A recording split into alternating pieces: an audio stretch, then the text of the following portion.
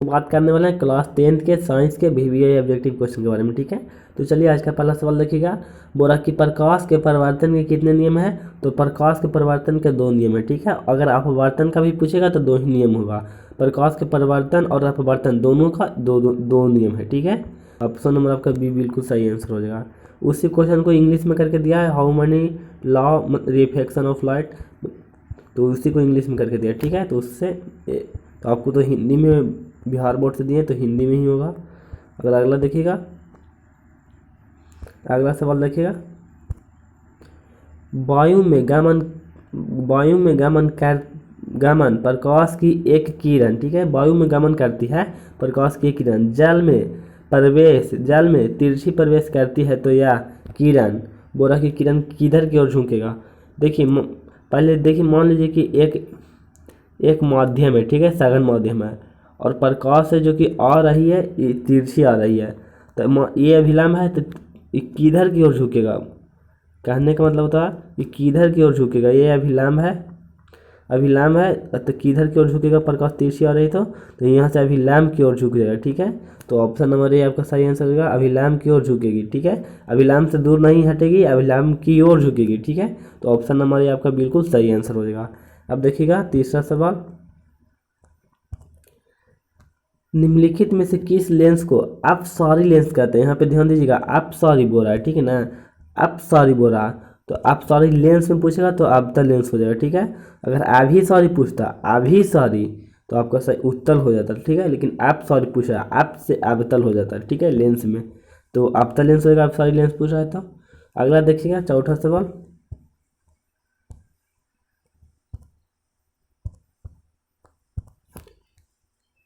किसी बीम का वास्तविक तथा समान साइज का प्रतिबिंब प्राप्त करने के लिए बीम को उत्तल लेंस के सामने कहाँ रखेंगे।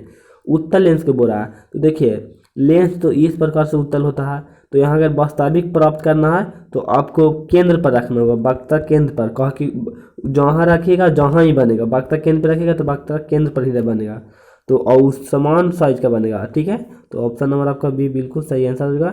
लेंस की फोकस दूरी की दुगनी दूरी पर, तो लेंस की फोकस दूरी को दुगनी दूरी को क्या कहते हैं, तो वक्ता केंद्र कहते हैं। तो ऑप्शन नंबर बी आपका बिल्कुल सही आंसर हो जाएगा। पांचवा सवाल देखिएगा। मानव नेत्र जिस भाग पर किसी वस्तु का प्रतिबिंब बनाता है वह भाग है।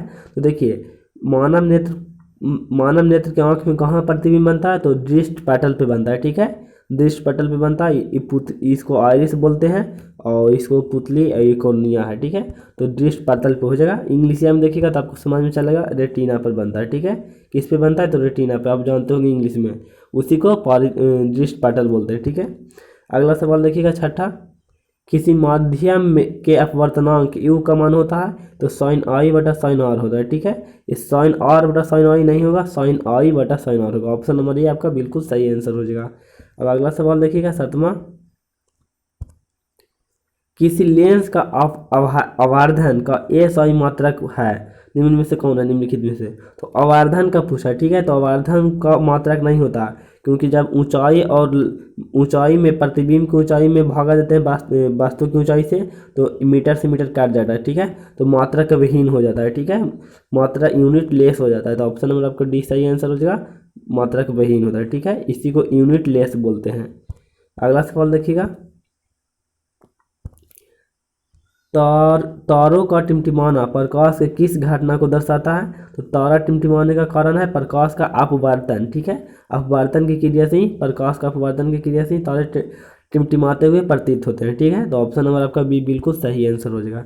अगला देखिएगा। किसी चालक का प्रतिरोध निम्नलिखित में से किस बात पर निर्भर करता है। तो देखिए चालक की लंबाई पर तो निर्भर करता ही है कि चालक कितना लंबा है। अगर बहुत अब पतला तार में बहुत दूर तक का लाइन लेके चल जाएंगे तो सही नहीं रहेगा, ठीक है। कहाँ से आपको तार खराब हो जाएगा कोई पता नहीं। चालक के अनुप्रस्थ काट के क्षेत्रफल पर कि तार है जो कि कितना मोटा है, कितना बढ़िया है, कितना क्वालिटी का है, उस पर भी डिपेंड करता है, ठीक है। तीसरा में दिया है चालक की प्रकृति पर, इस पर भी डिपेंड करता है कि आपका जो लाइन ले जा रहे हैं वो कॉपर का है या एल्युमिनियम का है, कॉपर का है या एल्युमिनियम का है या तो और कुछ मतलब धातु का है। तो अगर जितना बढ़िया ले जाइएगा ऐसे, तो सबसे अच्छा तो चांदी में जाता है, उतना अच्छा रहेगा, ठीक है। तो ये सभी बातों पर निर्भर करता है। तो ऑप्शन नंबर डी आपका बिल्कुल सही आंसर हो जाएगा, उपयुक्त सभी बातों पर, सभी पर, ठीक है। 10वां सवाल देखिएगा, निम्नलिखित में से कौन विद्युत शक्ति का सही मात्रक है। तो देखिए विद्युत का नहीं पूछा, शक्ति का पूछा, ठीक है, विद्युत शक्ति। तो शक्ति का सही मात्रक वाट होता है, ठीक है। शक्ति का सही मात्रक क्या होता है, वाट होता है। शक्ति कुछ का भी पूछ सके, विद्युत का पूछे या चुंबक शक्ति का पूछे, शक्ति लगा दिया तो शक्ति का सही मात्रक वाट होता है, ठीक है। तो ऑप्शन नंबर आपका बिल्कुल सही आंसर हो जाएगा। तो आज के लिए इतना ही, तब मिलेंगे कभी और, तब तक के लिए जय हिंद।